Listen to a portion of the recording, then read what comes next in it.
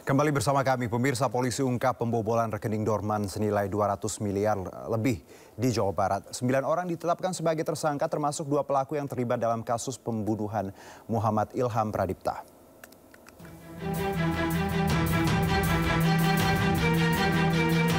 Bareskrim Polri mengungkap komplotan pelaku pembobolan bank spesialis rekening Dorman. Dalam kasus ini, polisi juga menyita uang senilai 204 miliar rupiah dari pembobolan rekening Dorman di cabang bank BNI Jawa Barat. Polisi juga menetapkan 9 tersangka kasus pembobolan rekening Dorman. Dari 9 tersangka yang ditangkap terdapat 2 pelaku, yakni C alias Ken dan Dwi Hartono yang terlibat dalam kasus pembunuhan Kepala Cabang Bank BUMN Muhammad Ilham Pradipta. Para pelaku memakai modus menyamar sebagai Satgas Pemberantasan Aset untuk menipu korbannya. Pembobol bank yang mengaku sebagai Satgas Perampasan Aset melakukan pertemuan dengan Kepala Cabang Pembantu salah satu bank BNI yang ada di Jawa Barat untuk merencanakan pemindahan dana pada rekening Dorman. Kesimpulan dari pertemuan tersebut, kami sampaikan bahwa jaringan sindikat pembobol bank yang mengaku sebagai Satgas Perampasan Aset menjelaskan cara kerja serta peran masing-masing dari mulai persiapan, pelaksanaan eksekusi sampai tahap imbal balik hasil.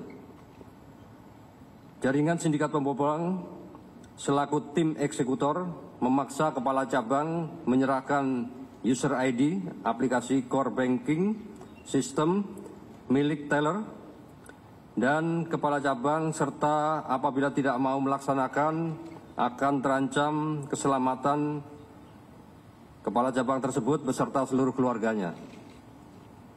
Di akhir bulan Juni 2005, jaringan sindikat pembobol bank selaku eksekutor dan kepala cabang bersepakat untuk melakukan eksekusi pemindahan dana rekening Dorman pada hari Jumat pukul 18.00, jadi sudah di akhir minggu atau mendekati hari libur, setelah jam operasional.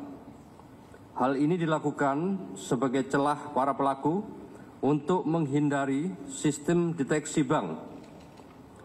Kepala cabang menyerahkan user ID aplikasi core banking system milik teller, dan kepala cabang kepada salah satu eksekutor yang merupakan ex-teller bank untuk kemudian melakukan akses ilegal terhadap aplikasi core banking system dengan melakukan pemindahan dana secara in absentia senilai 204 miliar rupiah ke 5 rekening penampungan.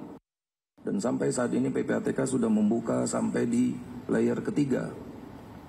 Dari pertama perusahaan KUFA, kegiatan usaha pedagang valuta asing, dan 3 orang pemilik rekening money malls tadi, yang mana ternyata 2 entitas ini melakukan transferring dana hasil peretasan itu masuk ke rekening-rekening yang sedang dalam posisi dorman. Sisanya ada sekitar 54 M. Inilah yang dimintakan oleh Bank BNI maupun rekan-rekan penyidik Mabes Polri untuk dilakukan upaya follow the money, follow the asset. Dan sampai saat ini kegiatan masih berlangsung. Adapun modus operandi yang memang terlihat jelas di sini adalah kegiatan dengan melakukan upaya pengaburan transaksi keuangan tadi, yang kita biasa kenal di dalam modus-modus tindak pidana pencucian uang, smarting, dia pecah-pecah, dia bagi-bagi, kemudian dia ada U-turn di sana, karena salah satu money malls tadi, rekening yang dipakai untuk menampung dana hasil retas, itu ternyata terindikasi adalah milik pelaku utama tadi. Karena ini tidak hanya tindak pidana, mohon maaf, seperti tindak pidana konvensional, misalnya hanya sekedar merampok, yang mungkin korbannya hanya ya orang itu saja. Mohon maaf, dengan tidak mengecilkan arti korban itu. Tetapi tindak pidana yang sifatnya organis krim begini, apalagi menggunakan illegal access, ciri utamanya ini juga akan mengakibatkan mungkin terganggunya kepercayaan masyarakat kepada integritas sistem keuangan BJK. Maka kepentingan kita bersama, dan tadi kita juga diskusi, kita salah satu yang kita lindungi adalah justru itu. Kepercayaan pada integritas sistem keuangan itu yang harus dijaga. Dan ini kita berhasil dengan cepat, kontribusi juga dari bank yang dirugikan cepat melapor, cepat bertindak, manajemen resikonya, teman-teman penyidik juga cepat, kerugian 204 dapat dipulihkan. Berita aktual.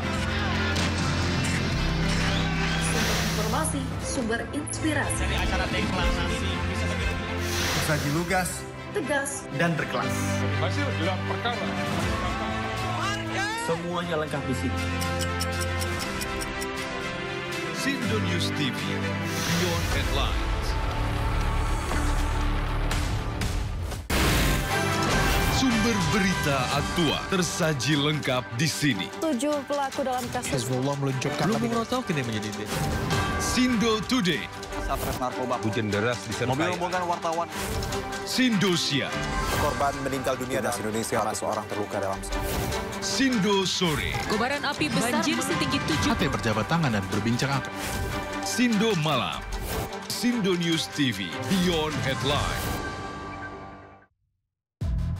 Menguak kasus hukum dan politik di Indonesia. berencana menerapkan program wajib militer bagi anak-anak bermasalah, terutama mengedepankan objektivitas dan juga fakta yang ilmiah.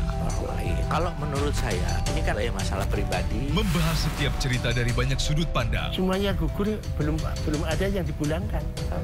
Satu pun terkecuali digantung.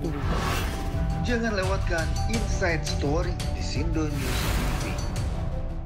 To the point aja. Di Joko itu ada tim. Membahas berbagai isu politik terkini bersama narasumber yang kredibel. Bagaimana ininya? Oke. Bawahnya ada bunker, tempat naruh uang. Di rumahnya siapa? Jokowi. Jadi orang asal hati ya masyarakat. Membahas berbagai isu politik terkini. Roy Suryo ya, terus si Rismo Pipa, 100% masuk bui. Bersama narasumber yang kredibel. To the point aja. Jumat pukul 9:30 malam di Sindo News TV.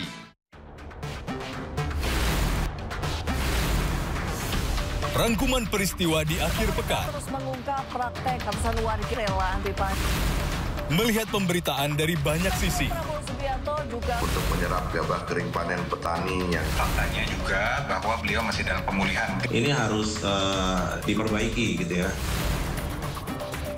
Sindo Files Weekend, Sabtu dan Minggu, pukul 6 sore di Sindo News TV.